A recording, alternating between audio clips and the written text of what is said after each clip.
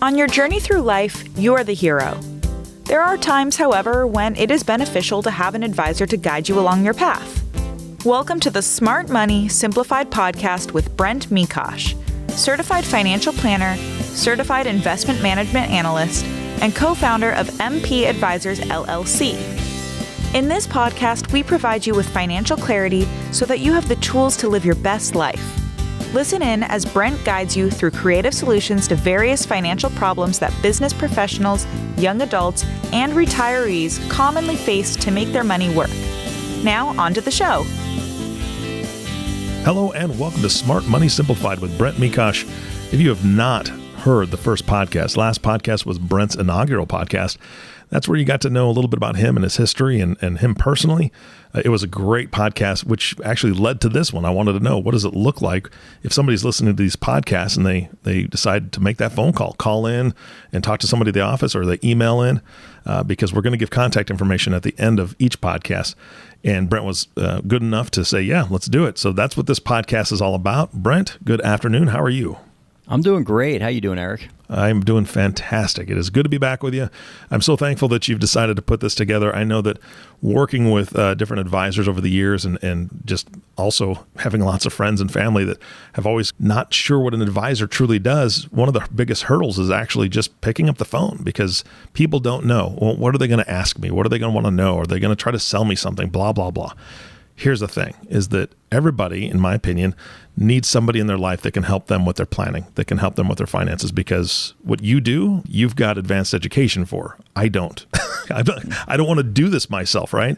So getting people over that hurdle, I think, is important. So this is what we're going to talk about today. What does it look like to engage you and your team from day one? So let me ask that question right off the bat. If somebody's listening to this podcast and they say, I want to call and talk to Brent, and they call in, what happens? When someone calls our office, usually it's going to be Taylor that answers the phone. It could be Andy or it could be Kayla, but it's most often going to be Taylor. And we have a lot of people calling for a lot of different reasons. Some people that we do business with personally, and most of the people are people that are doing business with us. Mm-hmm. And she's sort of the gatekeeper. She's the person that's going to ask what the purpose of the call is. And if it turns out that it's someone that's been either referred to us or perhaps someone that heard this podcast, she's going to get them most likely to Kayla after that. Maybe to me, but most likely to Kayla. Okay. And so what is Kayla going to do?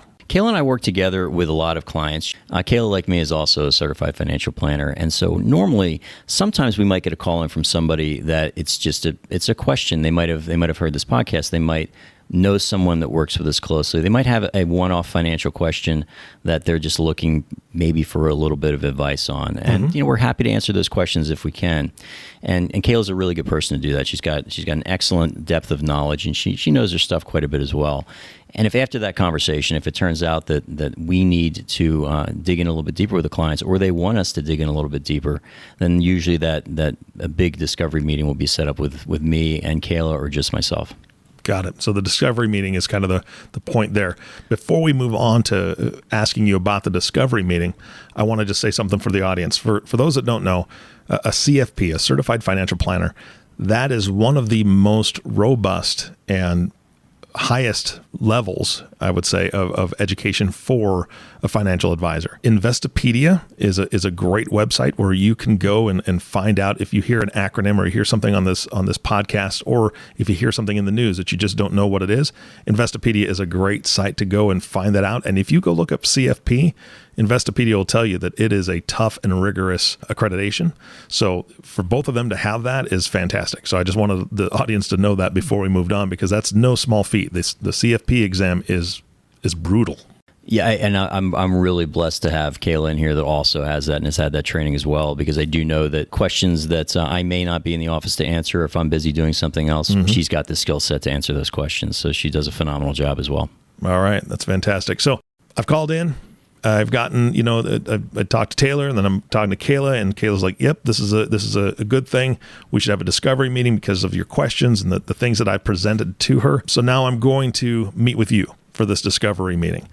Yep. What am I going to need to bring with me? What am I going to need to know? What are we going to talk about? That's a great question, because I would say that by the time someone's made the call to us or reached out to us, that's a huge step, because I do feel that a lot of people, they might be hesitant to call a financial planner. They don't want to be sold something. They don't necessarily want to tear their lives apart. They don't want to feel like vulnerable. And quite frankly, when you start really laying out in depth what your financial picture looks like, that's a huge point of vulnerability for most people. So the fact that they've gotten as far as to give us a call, we take that really seriously. And we take that level of trust in us, at least, to reach out and get some answers. We take that very seriously. But the discovery meeting, one thing I want anybody listening to know is that first meeting, we are not selling anything. There's no paperwork that is going to be signed. There's no push to do business together in the future.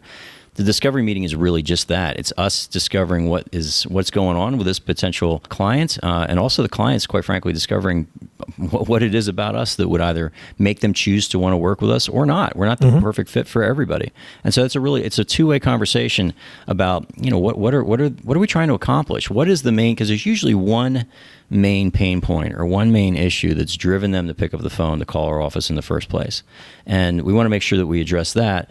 But also, we can get into the type of documentation that we do want to go over during that discovery meeting. But if clients are going to do that, or potential clients, they're making a massive time investment to come in and sort of open the books for us like that. And so we want to make sure that the time they've spent, the energy they've spent to do this is going to be worthwhile for them. Now, I know that you, just in knowing you and speaking with you even off air, you guys do a great job of making sure the client is taken care of in totality, meaning every aspect of their life financially, whether it be property that they own, or maybe they've got kids and grandkids and they want to secure their future. Maybe they're a small business owner. So there's a lot involved in that. And I think that if anybody were to take a step back and say, what documents would I need to help this team order my life, right? I mean, get me back on track, or get me on in a track that's going to help my kids and my grandkids and generationally.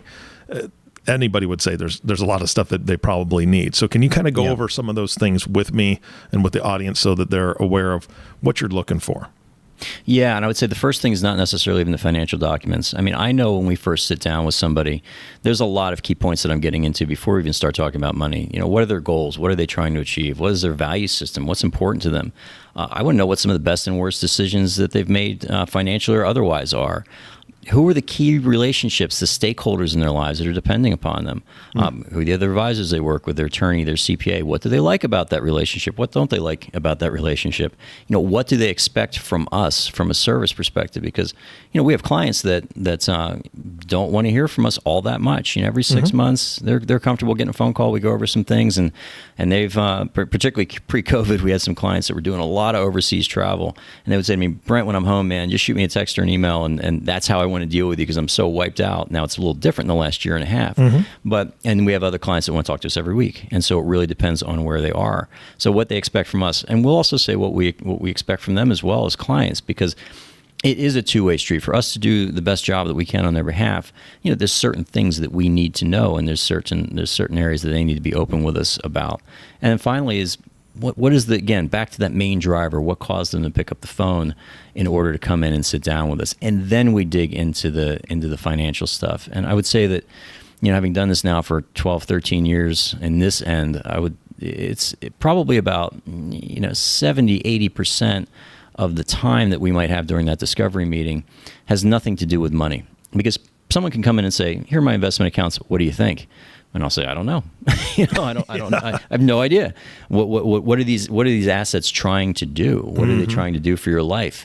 You can go from A to B. You want to own U.S. stocks, for example. There's tons of different investment vehicles that you can use to own U.S. stocks. But which one's going to be better for you, for even purely from a psychological standpoint? Some people want to see a lot of individual stock tickers. They want to know the companies they own. Some people don't want to see what's happening in the kitchen. They just want the meal. So perhaps they don't care as much about that stuff. But so when we get that question a lot, here are my investments. What do you think? And the answer is, I don't know yet because I don't know you. Got it. That's a great. And a lot of the time is being spent on, all right, what are you trying to do? What are you trying to accomplish? All right, so let's talk about that. We'll come back to paperwork later. So Sure. when you're sitting down with somebody and talking about goals and values, those are the first two things you really said. Goals and values. What are you asking them? What are you trying to get out of them? I want to get out of them what is really important to them. And I view goals and values are different things. The goal is what you want, what it is you're trying to accomplish. The value is the driver. That's the why. Why do I want to do this? And those are different. Those goals and values obviously are different for everybody. But I want to know what those key drivers are that's impacting their decisions. Because if we do that, then we can best figure out how to organize those dollars and those resources to line up with what those specific goals are, and also support their value systems. I mean, if you view money and investments as stored energy, which I do, then you expended a lot of your life energy in order to accumulate these assets. So we better invest them in a way that's going to support what your core values are and what drives you. And so I really want to know what those values are, because quite frankly, just might be getting too granular for the point of this podcast, but there are certain clients I won't invest in certain companies for, because I know it might run contrary to what their value system is. And there's other clients that I know that, you know what, just make me money. And there's always two sides of that coin. I mean, one person's company or organization they might have a big issue with, and other people just don't feel the same way. I mean, that's a really subjective measure when I say that. I'm not saying that some companies are better than others and from a pure value standpoint, but people's perceptions of those companies can be very different. And quite frankly, I don't want stock, if we're doing individual stocks for clients, I don't want a company to show up in a client's portfolio that I know is going to run, is going to be the antithesis of what it is they believe, and that belief system is what helped them to make that money in the first place. So I want to support that. Oh yeah, and I appreciate that, because I can tell you from personal experience that we've had family members die of cancer. My grandfather specifically, and he was a decent drinker, if you want to call it that, but he also smoked for a number of years. And my mom absolutely despises anything tobacco, anything. Yep. I mean, it makes her skin crawl. So that's perfect, because if you were to invest in big tobacco, on her behalf with her money, she would be furious. She would be, livid. So I love the fact that you take that into consideration, and that's something that you're thinking about on behalf of your clients. It is, because I don't want to. I can't imagine if someone, you give me a very specific example here, but if someone had a situation like that in their family, my job is to try to make their life simpler. My job is to try to ease their mind. My job is to try to bring them some peace around their finances. And all of a sudden the statement comes in at the beginning of the month. It's like, what? He took my money and did what? Yeah. And I want to avoid that at all costs, for sure. Yeah.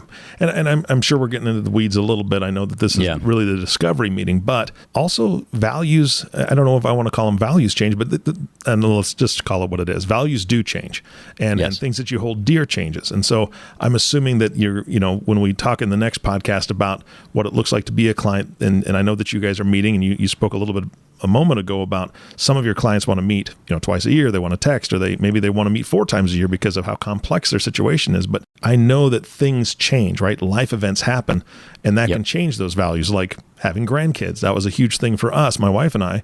My wife went nuts. She went absolutely bonkers. Most of my retirement's gone now because she spent money on the grandkids, But those types of things change, and I'm assuming that's what you want your clients to be talking to you about, and even the prospects that are sitting across the desk from you, they need to be open and say, hey, things do change. We need to have that open communication. Very true. And I truly believe that if I'm doing this business correctly, from the discovery process where we're just getting to know somebody all the way down through once they've been established as a client, and then, and eventually years down the road, I feel like the clients that we work with is part of a big, giant, extended family. Maybe 10 or 15% of any given conversation, unless we're dealing with a specific issue, that's different. But in terms of the check-in calls and things like that, 10% of it might be money. It might be, hey, Brent, what do you think about this specific investment, or what's going on here? But otherwise, it's about what's happening in their lives, personally, professionally, what's happening with their family members. And those are all the really key things that we want to focus on and spend time on. Yeah, that's fantastic. All right, so you've talked about goals and values, and you get to know these folks more on a personal level. I hate to get back to it, but paperwork-wise, everybody's got a junk drawer of some kind. I know I speak for probably 80-90% of the audience. What are they going to need to kind of wrangle up and get ready for you to have this conversation? Because obviously, even though only 10 to 15% of it is about the money, you've got to be able to base some of your thoughts and decisions off of what they have to present. 100%, and this is usually one of the biggest hurdles for people because it's not fun. I'm not gonna try to sugarcoat it. So what'll happen is we've set this discovery meeting now. You're gonna come. We're either gonna meet by Zoom. You're gonna meet in the office here with us, or some combination of meetings. Usually it will be Kayla or Andy will be sending out an email of all the information that if we get it ahead of time, can make the meeting, that first real discovery meeting together, really productive. But in many cases, until someone's had a chance to know me and know what the organization is about, what it is we're trying to do, they don't want to give us this information. The first meeting can be about really getting to know us as well. So they may not provide all this, but we want them to have this information ready during that first meeting so we can address it. The first will be any recent financial statements, whether it's existing retirement accounts, taxable investment accounts, that type of thing. How much cash is in the bank? What does that emergency fund look like? Again, we talked about IRAs and 401ks and things like that, but other employee benefits. Do you have group life? Do you have disability? Is there a pension that's out there somewhere? Real estate holdings are normally a very large part of a person's net worth or client's net worth. So we want to know, what's the property they own? Is there a liability? Is there a mortgage attached to that? Long-term care insurance, we want to talk about that. We don't sell property and casualty insurance, but we really spend a lot of time focusing on what that can do to protect you. So what kind of property and casualty coverage do you have? And anything else that may be useful to this conversation, particularly for smaller business owners or family businesses. What does the succession plan look like? What happens if something happens to one of the key partners or principals within the company? And I will ask the question. It's uncomfortable, but okay, what happened if God forbid the worst thing happened last night? What goes on at that point? Because we want to get an idea of what estate planning, if anything, has been put in place at that point, and what that looks like. And getting all that together, it is daunting. And I know that when if either Kayla or myself has that initial phone call to either answer a question or set up a deeper dive, we're going to tell them, hey, it's not really fun to dig through that drawer that you mentioned and get all this stuff together. But I'm a true believer that to get where you want to go, you've got to really have a clear picture on where you are now. I think in the first podcast the line I used was accept reality. Look at reality today and move forward. And to get the most accurate picture of what reality is today, we got to know the stuff. We got to know what's going on. We got to know where the money is. We got to know who gets what. We got to know where you're protected from an insurance standpoint. We also have to begin to get an idea of where you might be very exposed and what can we do to fill those gaps in. And it's a lot of work. I'm not gonna sugarcoat that. And clients when it's done, they thank us for it. If they've never really gone down that path of gathering all this information, it can be daunting on the front end for sure. Yeah.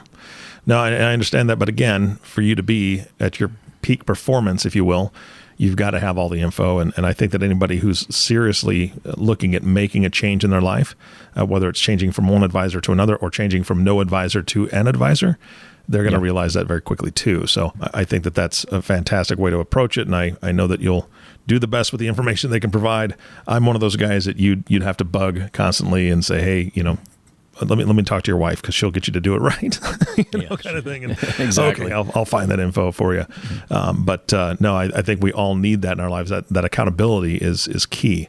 So let me ask you this. One of the things that you mentioned is in this meeting also, you're looking at kind of expressing what your expectations are of them as a client, if they decide to be a client, and also that you're going to tell them what they can expect from you. So let's talk about those two things. What are you expecting from somebody sitting across the desk from you, and then what should they expect from you? That's a great question in terms of what we expect from clients and what they can expect from us. What we expect from our clients is in understanding that everything that we're doing from an investment standpoint does involve and has a certain degree of risk in it. If I'm telling you to keep cash in the bank, there's risk involved in that too. You're losing some purchasing power, and that's important because I don't want anybody either listening to this or anybody that works with us to think that we're magicians, because we're not. The markets do what the markets do, and our job is to make the best decisions we can within the context of assets that do move around quite a bit and can be very volatile. So I think the expectations to us are that we do our best to build portfolios that are going to serve them, and they're not tomorrow, but over a longer period of time. So that's really important. The other expectation I think that the clients should have for us also is that we provide a really high level of service. I think that when we're dealing with someone's finances, we're dealing with something that's so integral to their life, that impacts every aspect of their lives, and they need to know that we care about it as much as they do, and we're focused on it as much as they are. And what's important to me is whenever even we sit down, and this will be more toward our next conversation, but when we sit down and do regular progress meetings or even quick check-in phone calls with clients, my big question is always, what can we be doing better? Are you getting value for your dollar here? Is this relationship working for you? What can we do differently? And we're constantly checking in to see if there are areas that we might have missed something, or we might not have, we might have dropped the ball in terms of communicating on an ongoing basis with our clients. And that's really, really important, that we're providing the level of service that our clients deserve, for sure. And so I don't know if that answers your question, Eric, but those are two kind of big points there for sure. Is that clients from our standpoint, they're transparent, they're open, they're honest about where they are, they're honest about what their expectations of us are, and from our perspective, it's really just servicing them to the greatest degree that we possibly can, and aligning these financial resources with the goals and the values that are most important for them. And I think for anybody to consider you their trusted advisor, they have to be pretty doggone open communication wise, right? Yeah. We spoke earlier about the grandkids that I've got now, but maybe you've got a wedding coming up, or maybe you're thinking about purchasing that vacation home or a boat. Those are the types of things that they should probably really be communicating with you, so that you can help them say, hey, look, okay, is this part of the overall plan, or is this something new? If this is a surprise kind of thing, then let's figure out the best way to make this happen for you in a fiscally responsible way, I would assume. Yeah, and that's we're getting more into the client engagement side, but all of our planning is really goals-based planning. Yeah. So it's the target is not, is the S&P 500 going to go up or down this year? It's what is the goal that I'm trying to accomplish, and when am I going to try to do it? And given what we know, or what we believe we know about the world, what's the probability we're going to meet those goals? So whenever there's a big change in terms of what's occurring in people's lives, or a big something unexpected comes up that's going to demand some of these financial resources, the sooner we know that, the sooner we can align the plan to, again, prioritize those goals that are now most important to clients.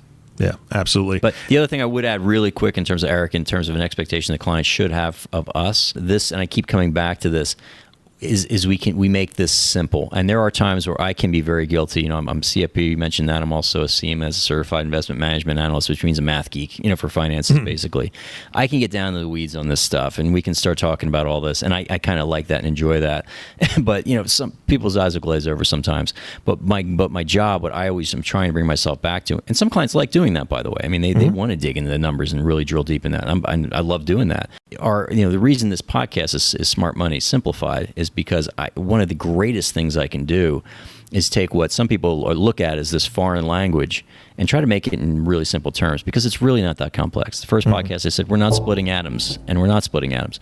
And I want people to really understand that, and that we can break this down into very, very simple concepts. Well, I know that we, I kind of asked some questions that kind of started to scratch the surface on our next podcast, but the next podcast really is, okay, so somebody sat down with you, they've gone through the discovery, and it's a good fit for both of you.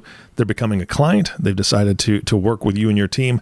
And that's what you're going to cover in the next podcast. So I'm excited to do that with you. I appreciate it. There's one more step before that happens. I don't want us to wrap up just yet. Yeah. So after we've done this discovery meeting, basically now we've gathered information. Now we know what's happening in clients' lives, and we know the resources that are there to support what their goals and their vision for their life is. Then we go back and for our clients that come in, or people that refer to us, we're going to put together a basic plan of attack for them, whether it's with us or somewhere else, because in some cases it is. There may be a better team that's better suited for them than what we do in here. And so we will sit down with them after that discovery meeting and lay out, if they'll be working with us in the future, what that investment plan is, what it is, the direction that we would like to take their financial lives to support the rest of their life. But sometimes we're just not the right fit, and that can go both ways for sure. And then we'll try to give them some really key points that they need to address moving forward, whether it's with the person that they might be working with currently, or if they're doing it themselves, or if they're looking to go elsewhere for another opinion as well. I'm coming back to that idea when I said, if people are going to dig in and get this much information, I want the time they've spent to do that to be valuable to them. And not every conversation we have leads to someone becoming a client or us working with somebody.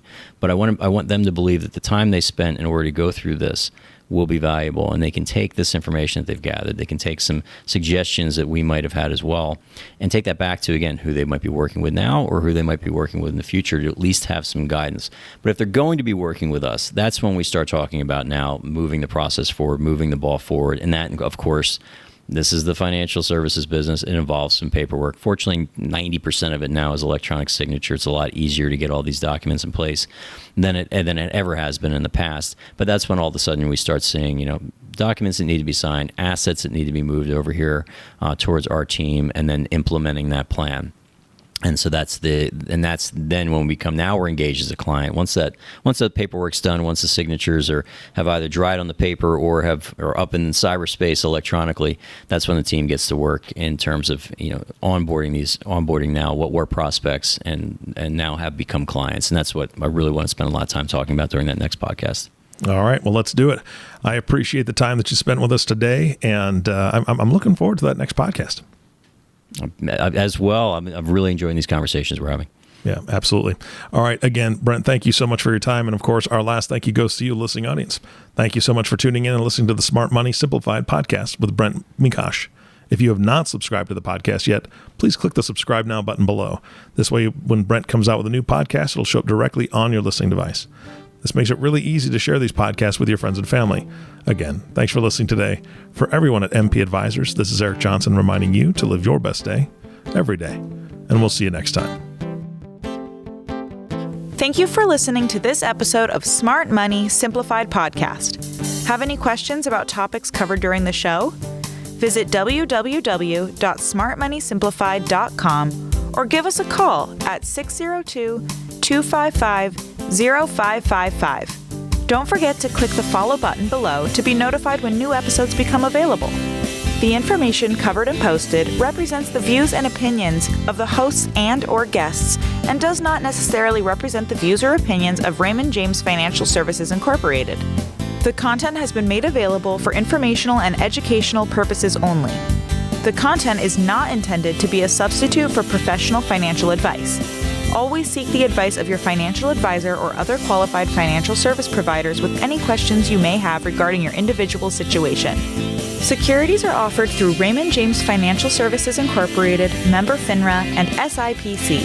Investment advisory services offered through Raymond James Financial Services Advisors Incorporated, MP Advisors, LLC, is not a broker/dealer and is independent of Raymond James Financial Services.